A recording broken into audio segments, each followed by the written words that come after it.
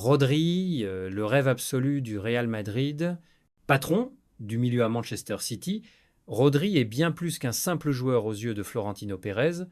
Il est la priorité numéro un, le fantasme ultime, et surtout le seul joueur pour qui le président madrilène est prêt à exploser la tirelire. Mais attention, pas question d'agir dans la précipitation.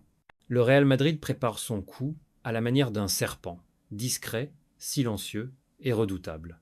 Le Mediasport l'assure, Florentino Pérez a transmis une consigne claire en interne, pas de folie sur ce mercato, sauf pour Rodri, tandis que Xabi Alonso réclame du renfort immédiat au milieu de terrain. Le président, lui, joue la montre. Il vise l'été 2026. Pourquoi? Parce que le contrat du joueur espagnol expire en juin 2027. Attendre encore un an permettrait soit de négocier à prix réduit, soit, dans le scénario rêvé, de récupérer Rodri gratuitement en fin de bail. En attendant, aucune offre ne sera transmise à Manchester City. C'est une stratégie à long terme, froide et calculée. Le Real Madrid se positionne, mais sans faire de bruit. Florentino Pérez mise sur la patience, comme il l'a souvent fait par le passé pour ses plus gros coups.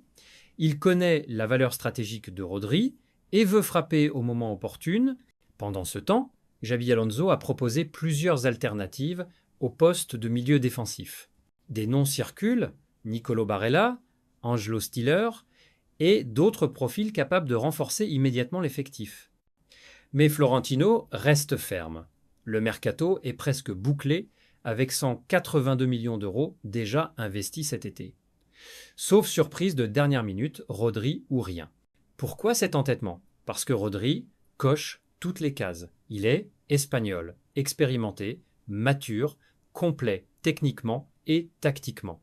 Il est aussi un leader naturel, aussi à l'aise dans l'ombre que dans la lumière.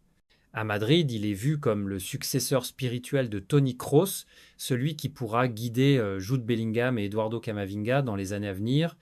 Côté Manchester City, la menace est réelle, même si le club anglais ne s'en inquiète pas encore publiquement. Guardiola sait qu'il tient là un élément clé de son système, mais aussi qu'en 2026, le joueur pourrait vouloir rentrer au pays. L'attraction du Real, son histoire, son prestige, sa stabilité, tout peut peser lourd dans la balance. En résumé, Rodri est le plan A, B et C du Real Madrid pour 2026. Le club ne se précipitera pas. Le serpent est tapis dans l'ombre, mais il sait exactement quand frapper. Et quand Florentino rêve, c'est toujours avec un plan parfaitement huilé. Après une saison jugée en dessous des attentes, le Real Madrid aborde un tournant crucial avec l'arrivée de Xabi Alonso à la tête de l'équipe.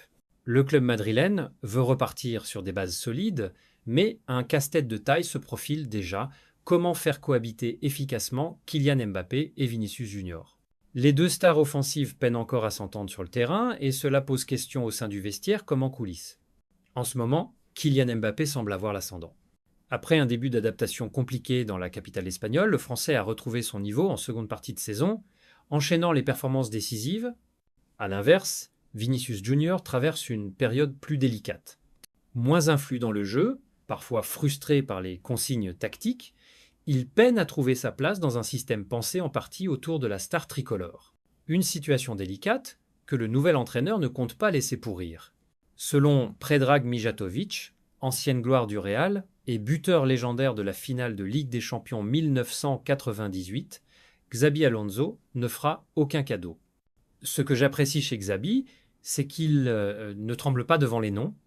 Il a prouvé dans les compétitions récentes qu'il pouvait laisser n'importe quel joueur sur le banc, même Mbappé.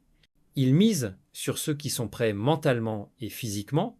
C'est un message fort, a-t-il confié dans El Larguero sur Cadena Ser. Mijatovic insiste aussi sur l'importance du respect entre les joueurs et de la gestion des égos. Vinicius est un grand joueur, il a tout donné pour ce club ces dernières années et mérite le respect, mais actuellement, Mbappé est en pleine forme. Il ne faut pas réinventer la roue. Quand un joueur est en confiance et décisif, il doit jouer. Je pense que Xabi Alonso le sait parfaitement. Moi, je les ferai jouer tous les deux. Mais bon, je ne suis pas entraîneur, précise-t-il, avec une pointe d'humour. Le cas Vinicius commence cependant à faire jaser, des tensions internes seraient apparues, et le joueur brésilien ne cacherait plus son agacement. Il souhaiterait traiter à égalité avec Mbappé, mais la dynamique actuelle semble jouer contre lui. Les rumeurs sur un éventuel départ de Vinicius se sont même intensifiées, certains médias évoquant une offre colossale venue d'Arabie Saoudite.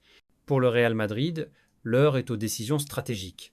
Après l'ère Carlo Ancelotti, connu pour une certaine fidélité à ses stars, Xabi Alonso arrive avec une vision différente, plus rigoureuse. La hiérarchie ne sera plus figée, si les résultats ne suivent pas, des choix forts pourraient être faits, quitte à laisser un cadre sur le banc. Xabi n'a pas peur d'écarter une star si l'intérêt collectif l'exige. Lors du mondial des clubs, il l'a prouvé en faisant confiance à plusieurs jeunes au détriment de certains cadres. Ce type de gestion peut surprendre, mais c'est souvent ce qui fait gagner des titres, ajoute Mijatovic. En résumé, la saison 2025-2026 s'annonce bouillante au Real Madrid. Mbappé et Vinicius devront prouver leur complémentarité ou risquent de voir leur statut remis en question. Et avec un entraîneur comme Xabi Alonso, connu pour son exigence et sa vision claire du football, personne n'est intouchable, pas même les plus grandes stars de la planète. Alors que le mercato estival approche à grands pas, le Paris Saint-Germain commence à peaufiner sa stratégie pour renforcer un effectif ambitieux, à la hauteur de ses objectifs européens. Mais si les dirigeants parisiens s'activent en coulisses pour attirer de nouveaux talents, ils doivent également faire face à des sollicitations grandissantes pour certains de leurs cadres. Et parmi eux, un nom revient avec insistance dans les bureaux des plus grands clubs européens, Vitinha. Le milieu de terrain portugais, auteur d'une saison convaincante sous les ordres de Luis Enrique, a tapé dans l'œil de plusieurs grosses écuries, dont le Real Madrid. Selon les informations du site espagnol Fichage, le club madrilène serait prêt à passer à l'action avec une offre choc, 100 millions d'euros, accompagnée d'un prêt, voire d'un transfert définitif, d'Eduardo Camavinga, afin de faire plier la direction parisienne. À Madrid, Xabi Alonso aurait clairement identifié Vitinha comme une priorité pour son nouveau projet. Le technicien espagnol apprécie particulièrement son intelligence de jeu, sa capacité à dicter le tempo au milieu et sa polyvalence dans l'entrejeu. Il verrait en lui un parfait complément à son dispositif dans une équipe en quête de régénération après le départ de plusieurs cadres. Du côté du PSG, cette approche a été accueillie avec méfiance. Si l'offre est alléchante sur le papier, Luis Enrique n'envisage pas un instant de se séparer de son maître à jouer. Pour l'entraîneur espagnol, Vitinha est devenu en l'espace de quelques mois l'un des piliers de son système, au même titre que des joueurs comme Warren Zaïre-Emery ou Manuel Ugarte. Son influence sur le jeu, son volume de course et sa capacité à se projeter en font un élément presque irremplaçable dans l'entrejeu parisien. Âgé de 25 ans, Vitinha a franchi un cap cette saison. Plus mature, plus décisif, il s'est imposé comme un titulaire indiscutable dans l'équipe de Luis Enrique. Son entente avec les autres milieux et sa relation de confiance avec le coach espagnol renforcent encore son statut. À Paris, il est non seulement respecté, mais aussi aimé du vestiaire et des supporters, qui saluent régulièrement sa montée en puissance. Malgré cela, l'intérêt du Real Madrid semble avoir touché le joueur. S'il n'a pas exprimé de volonté de départ, Vitinha serait flatté de figurer dans les petits papiers d'un club aussi prestigieux que la Casablanca. Évoluer sous les ordres de Xabi Alonso, aux côtés de stars comme Bellingham ou Vinicius Junior, représente forcément une tentation. Mais pour l'heure, aucun signal clair ne va dans le sens d'un transfert. Le PSG, fort de sa position et convaincu du potentiel encore grandissant de son milieu portugais, ne compte pas céder à la pression madrilène. De son côté, le Real pourrait tenter de revenir à la charge dans les prochaines semaines en peaufinant son offre et en espérant une ouverture tardive de la part du club parisien.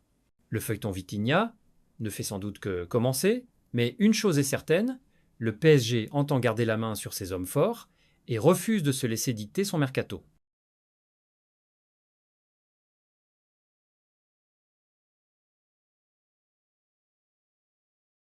Le feuilleton Vinicius Junior est relancé à Madrid.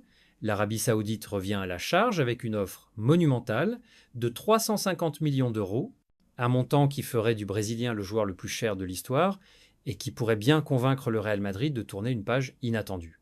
La saison 2024-2025 a laissé des traces. Moins décisif, souvent critiqué, Vinicius Junior a vécu une campagne difficile sous le maillot blanc.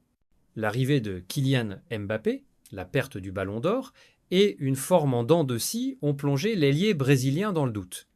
À 24 ans, l'ancien chouchou du Bernabéu semble avoir perdu de sa superbe et surtout de sa place de joueur intouchable au sein de l'effectif. Face à cette situation, la Saudi Pro League voit une opportunité en or. Depuis plus d'un an, les clubs saoudiens rêvent de Vinicius. Et cet été pourrait être le moment parfait pour passer à l'offensive. Les médias anglais affirment qu'une offre de 350 millions d'euros est en préparation, prête à être déposée sur le bureau de Florentino Pérez. Un montant record qui changerait à jamais l'histoire du mercato. Et cette fois, la réponse du Real Madrid pourrait être bien différente. Si pendant longtemps, Vinicius était considéré comme intransférable, le vent semble avoir tourné. Le média espagnol Fichage révèle que la direction Merengue serait prête à écouter les offres. Le recrutement de Mbappé, les performances décevantes de Vinicius et la perspective d'un chèque historique font réfléchir les décideurs madrilènes. Dans les coulisses, l'état-major madrilène sait qu'une telle proposition ne se représentera, peut être jamais. Refuser 350 millions pour un joueur dont le rendement pose question serait un pari risqué. Et même si aucune offre officielle n'a encore été transmise, les discussions s'intensifient. Du côté du joueur, rien n'est encore acté. Vinicius n'a donné aucun accord et ses priorités restent floues. Mais selon plusieurs sources, son entourage commence à étudier sérieusement l'option saoudienne. Xabi Alonso, fraîchement nommé entraîneur du Real Madrid, a déjà été mis au courant. Le départ de Vinicius n'est plus un sujet tabou en interne. Au contraire, il est envisagé comme une possibilité réelle, voire stratégique. La Casablanca préparerait même déjà un plan B si la transaction venait à se conclure. Le feuilleton de l'été est bel et bien lancé, et, s'il aboutit, le transfert de Vinicius Junior en Arabie Saoudite pourrait devenir l'un des plus grands bouleversements du football moderne. Le Real, de son côté, pourrait en sortir gagnant, mais à quel prix sur le terrain ? Même après avoir raccroché les crampons, Toni Kroos continue d'être honoré pour son immense carrière.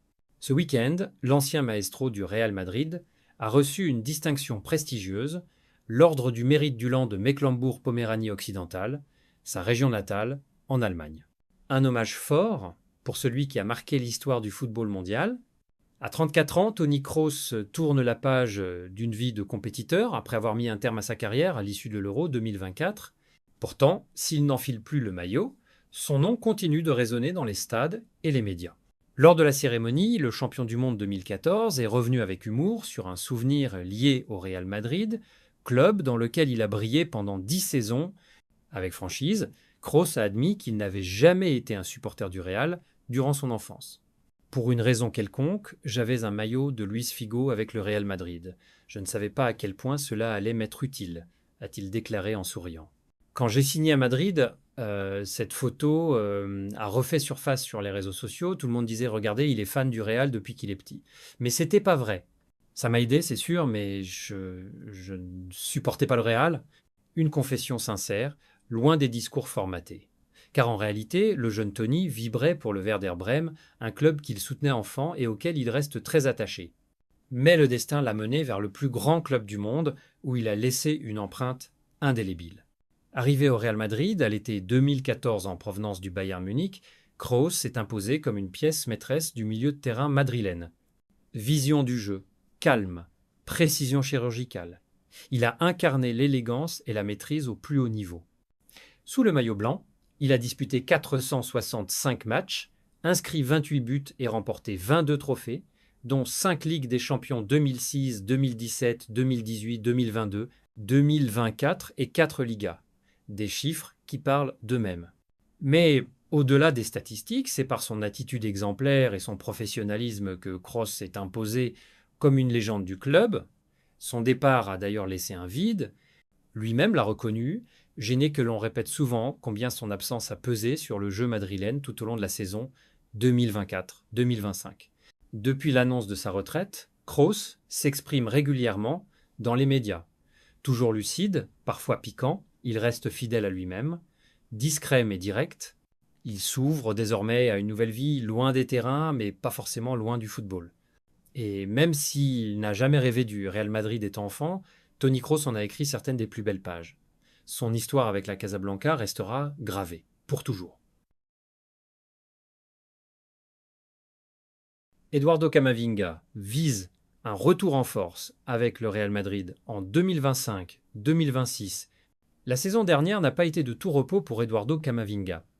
Freiné par une blessure persistante à l'aine, le jeune milieu de terrain français n'a pas pu enchaîner les performances comme il l'aurait souhaité. Mais à l'aube de la saison 2025-2026, le joueur du Real Madrid affiche une détermination sans faille. Son objectif est clair, retrouver son meilleur niveau et redevenir un élément incontournable de l'effectif madrilène. Depuis son arrivée en provenance du Stade Rennais à l'été 2021, Camavinga a gravi les échelons au sein du plus grand club du monde. À seulement 22 ans, il compte déjà 180 apparitions sous la tunique blanche, avec à son actif 4 buts et 10 passes décisives. Un bilan qui témoigne de sa régularité et de la confiance que lui accordent ses entraîneurs, malgré les aléas physiques rencontrés. International français à 26 reprises, Camavinga a connu les sommets très tôt dans sa carrière. Il est double vainqueur de la Ligue des Champions avec le Real Madrid 2022 et 2024, un palmarès exceptionnel pour un joueur aussi jeune. Son impact sur le terrain ne se mesure pas uniquement aux statistiques, sa capacité à casser les lignes, à récupérer des ballons et à apporter de la verticalité au jeu madrilène fait de lui un profil rare et précieux. La saison 2024-2025 a pourtant été marquée par une longue indisponibilité. Victime de douleurs à l'aine, il a été contraint de rester éloigné des terrains durant plusieurs semaines. Résultat, 35 matchs disputés toutes compétitions confondues, dont 22 titularisations, avec 2 buts et 2 passes décisives à la clé. Un rendement en deçà de ses standards habituels, mais qui ne remet nullement en question son importance au sein du groupe. Ce passage à vide a permis à Camavinga de faire preuve de maturité. Conscient de l'exigence du très haut niveau, le Français a travaillé dans l'ombre pour revenir plus fort. Son professionnalisme, son abnégation et son sens du collectif sont unanimement salués par le vestiaire madrilène et le staff technique. À l'approche de la nouvelle saison, tous les voyants semblent au vert pour le natif de Miconge, en Angola. Les premiers entraînements estivaux laissent entrevoir un Camavinga affûté, concentré et animé par une envie débordante de briller à nouveau. Avec l'accumulation des matchs et les nombreux défis qui attendent le Real Madrid, il pourrait jouer un rôle clé dans la rotation, voire retrouver une place de titulaire à part entière dans l'entrejeu. Car au-delà de ses qualités défensives, Camavinga est un joueur capable de dynamiter un match par sa justesse technique, sa vision du jeu et son explosivité. Il peut évoluer à plusieurs postes sentinelles, relayeur ou même latéral gauche. En cas de besoin, un atout de taille pour Carlo Ancelotti qui apprécie particulièrement sa polyvalence. Si les blessures le laissent tranquille, il ne fait aucun doute qu'Eduardo Camavinga a encore beaucoup à offrir au Real Madrid. À seulement 22 ans, son histoire avec la Casablanca est loin d'être terminée. La saison 2025-2026 pourrait bien marquer un tournant décisif dans sa jeune carrière, celle d'un retour au sommet.